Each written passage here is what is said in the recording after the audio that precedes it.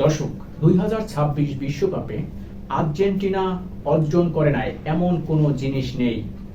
হ্যাঁ, শুধু অর্জন করতে পারেনি একটা জিনিস। সেটা হয়তো অনেকে প্রশ্ন করছেন যে কি সেটা। সেই একটা জিনিস হচ্ছে বিশ্বকাপ। সেই বিশ্বকাপটা তারা এই বছর অর্জন করতে পারেনি। তাছাড়া আর্জেন্টিনা এই 2026 বিশ্বকাপে এমন কোনো জিনিস নেই যেটা তারা অর্জন করতে পারে নাই। আর্জেন্টিনা এমন একটি দল, যে দলের নাম যদি এখন গুগলে সার্চ দেওয়া হয় চোরের দল, তাহলে উঠে আসে আর্জেন্টিনার নাম। এমনকি এই বছর আর্জেন্টিনাকে বলা হয়েছে কমিটির দল, ফিফার দল এবং রেফারির দল। এক এক রকমের এক একটি ম্যাচে তারা বিতর্ক জন্ম দিয়েছে।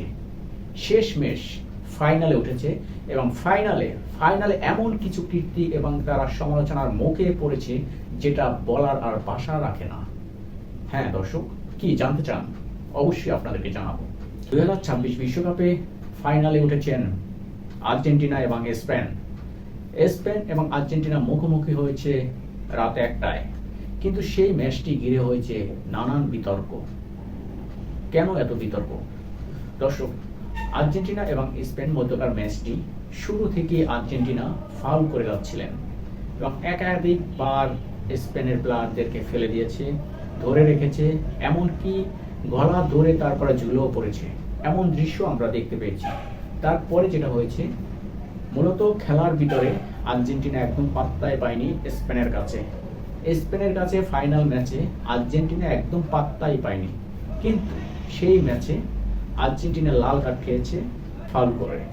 তারপরে যেটা হয়েছে, যেটা এই বিশ্বকাপে কেউ অর্জন করতে পারেনি, সেটা শেষ ম্যাচে, ফাইনাল ম্যাচে আর্জেন্টিনা অর্জন করে দেখিয়ে দিয়েছে বিশ্ববাসীকে যে আমরা পারি অর্জন করতে, কিভাবে লাল কার্ড পেতে হয়।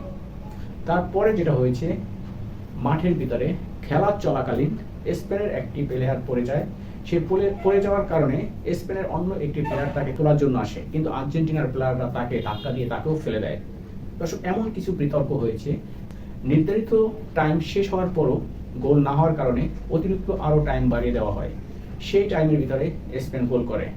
এই গোলের কারণে শেষমেশ আর্জেন্টিনা হেরে যায়, স্পেন জয় পায়। কিন্তু সেই জয় যে আর্জেন্টিনা সহ্য হয় না সেটা বলার ভাষা রাখে না।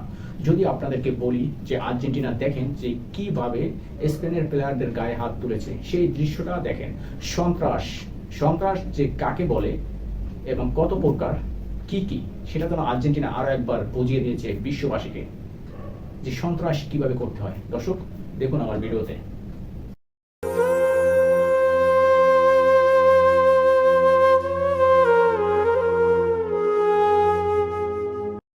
দর্শক, আপনারা দেখলেন যে আসলে এই ভিডিওতে স্পেনের প্লেয়ারের কোনো দোষ আছে কিনা, কোনো ভুল বা কোনো অন্যায় বা কোনো বেদবি আছে কিনা।